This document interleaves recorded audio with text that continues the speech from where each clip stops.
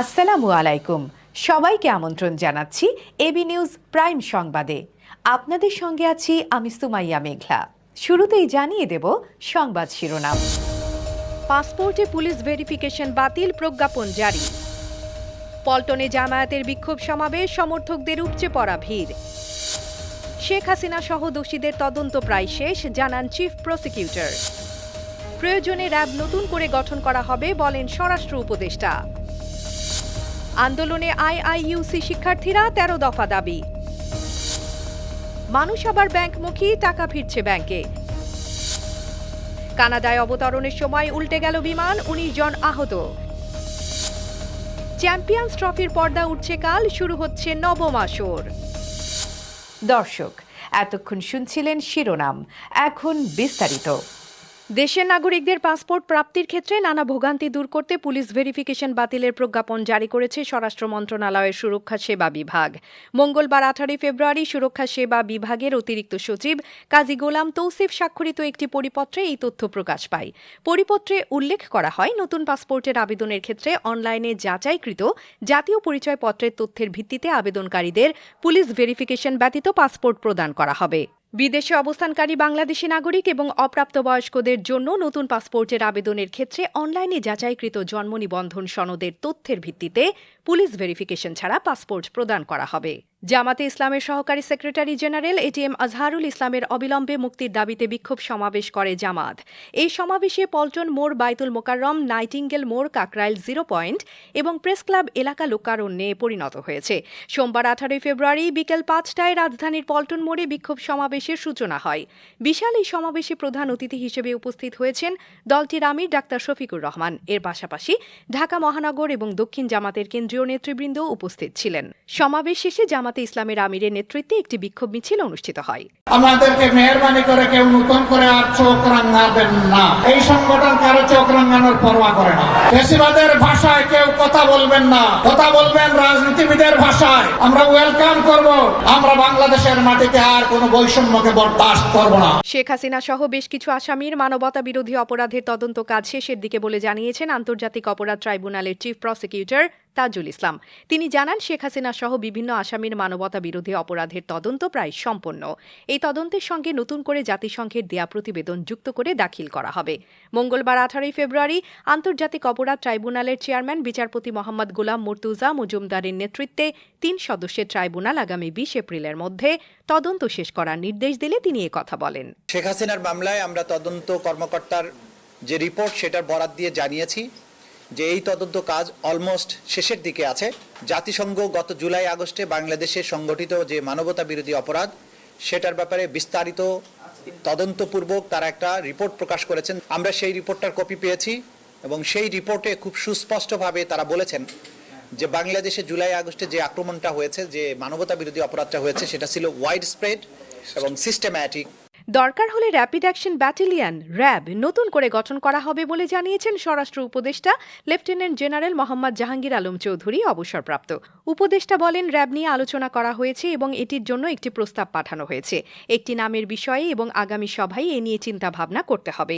মঙ্গলবার ১৮ ফেব্রুয়ারি সচিবালয়ে স্বরাষ্ট্র মন্ত্রণালয়ে আইন শৃঙ্খলা সংক্রান্ত উপদেষ্টা পরিষদ কমিটির সভা শেষে সাংবাদিকদের এক প্রশ্নের জবাবে তিনি কথা বলেন।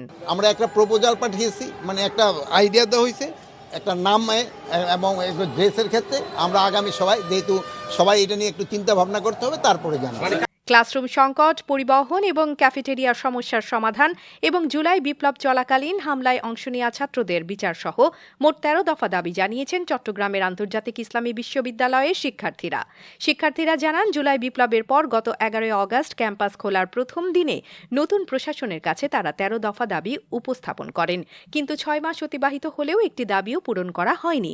মঙ্গলবার ১৮ ফেব্রুয়ারি এসব দাবিতে উপাচার্য প্রফেসর ডক্টর আলী আজাদি বরাবর স্মারকলিপি দিয়েছেন তারা। ঘরে রাখা টাকা ব্যাংকে ফিরতে শুরু করেছে। সুদের হার বেড়ে যাওয়ায় টানা ৪ মাস ধরে এই প্রবণতা দেখা যাচ্ছে, আর ব্যাংকে টাকা ফেরায় গত কয়েক মাস ধরেই বাড়ছে ব্যাংকের আমানত। বিস্তারিত দেখুন ডেস্ক রিপোর্টে। ডিসেম্বরে বাংলাদেশ ব্যাংক খাতে আমানতের পরিমাণ দাঁড়ায় 17.77 লাখ কোটি টাকায়, যা আগের বছরের একই মাসের তুলনায় 7.44% বেশি।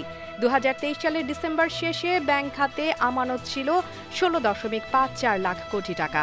টানা 10 মাস ব্যাংকের বাইরে থাকা টাকার পরিমাণ বাড়লেও গত 4 মাসে ধীর গতিতে হলেও ব্যাংকে ফিরতে শুরু করেছে এসব অর্থ। ডিসেম্বর মাসে ব্যাংকে ফিরেছে 1085 কোটি টাকা। কেন্দ্রীয় ব্যাংকের তথ্য অনুযায়ী নভেম্বরের শেষে মানুষের হাতে 2.77 লাখ কোটি টাকা ছিল, যা ডিসেম্বরে কমে 2.76 লাখ কোটি টাকায় দাঁড়িয়েছে। তবে গত বছরের ডিসেম্বরের তুলনায় এটি প্রায় 8.44% বেশি। 2023 সালের ডিসেম্বরে ব্যাংকের বাইরে থাকা টাকার পরিমাণ ছিল 2.55 লাখ কোটি টাকা, যা এক বছরের ব্যবধানে প্রায় 21,000 কোটি টাকা বেড়েছে।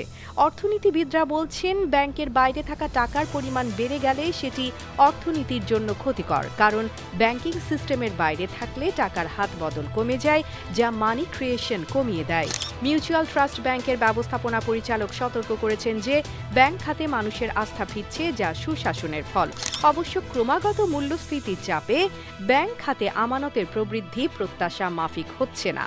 অগাস্টে আমানতে প্রবৃদ্ধি ছিল 7.2%, যা পরবর্তী মাসগুলোতে কিছুটা উন্নতি হলেও ডিসেম্বরে তা কমে এসেছে। ব্যাংক খাতের নানান চ্যালেঞ্জ মোকাবেলা করে আশা করা হচ্ছে ভবিষ্যতে পরিস্থিতির উন্নতি ঘটবে। AB news desk report. উত্তর আমেরিকার দেশ কানাডায় অবতরণের সময় একটি যাত্রীবাহী বিমান উল্টে গেছে। ডেল্টা এয়ারলাইন্সের এই বিমানে 80 জন আরোহী ছিলেন এবং দুর্ঘটনায় কমপক্ষে 19 জন আহত হয়েছেন, যাদের মধ্যে কয়েকজনের অবস্থা গুরুতর। মঙ্গলবার 18 ফেব্রুয়ারি আল জাজিরা সংবাদ মাধ্যমে প্রকাশিত প্রতিবেদনে জানানো হয়, কানাডার টরেন্টো পিয়ারসন আন্তর্জাতিক বিমানবন্দরে অবতরণের সময় বিমানটি উল্টে যায়। আহতদের মধ্যে একজন শিশু রয়েছেন। সোমবার স্থানীয় সময় বিকেল 3:30টার দিকে এই দুর্ঘটনাটি ঘটে। বিমানবন্দর কর্তৃপক্ষ জানায়, জরুরি সেবা ঘটনাস্থলে পৌঁছেছে, সমস্ত যাত্রী এবং ক্রুদের খোঁজ নেওয়া হচ্ছে। প্রায় 8 বছরের বিরতির পর আইসিসি চ্যাম্পিয়ন্স ট্রফির নবম আসর শুরু হচ্ছে আগামীকাল বুধবার থেকে। 2021 সালে মহামারী করোনার কারণে একটি আসর বাতিল হওয়ার পর এবার প্রতিযোগিতা অনুষ্ঠিত হচ্ছে। এবারের প্রতিযোগিতায় পাকিস্তানের সঙ্গে নিরপেক্ষ কেবল ভারতের ম্যাচ ভেন্যু হিসেবে ম্যাচ আয়োজন করবে দুবাই। 2017 চ্যাম্পিয়ন্স ট্রফির শিরোপা জয়ী পাকিস্তান কাল নিউজিল্যান্ডের বিপক্ষে আসরের উদ্বোধনী ম্যাচ খেলবে। করাচির ন্যাশনাল ব্যাংক স্টেডিয়ামে ম্যাচটি দুপুর 3টায় শুরু হবে। সব ম্যাচ একই সময়ে শুরু হবে এবং দিবারাত্রির লড়াই হবে। 9 মার্চ লাহোর কিংবা দুবাই হবে আসরের ফাইনাল। দুই চিরপ্রতিদ্বন্দ্বী দেশ ভারত ও পাকিস্তানের সঙ্গে গ্রুপ এতে আছে বাংলাদেশ ও নিউজিল্যান্ড। বি গ্রুপে প্রতিযোগী অস্ট্রেলিয়া, দক্ষিণ আফ্রিকা, ইংল্যান্ড ও আফগানিস্তান। দর্শক, এতক্ষণ আমাদের সঙ্গে থাকার জন্য ধন্যবাদ। সর্বশেষ সংবাদ পেতে ভিজিট করুন আমাদের ওয়েবসাইট www.abnewsinternational.com এ। সেই সঙ্গে নিয়মিত ভিডিও নিউজ পেতে আমাদের ফেসবুক পেজ ও ইউটিউব চ্যানেলে চোখ রাখুন।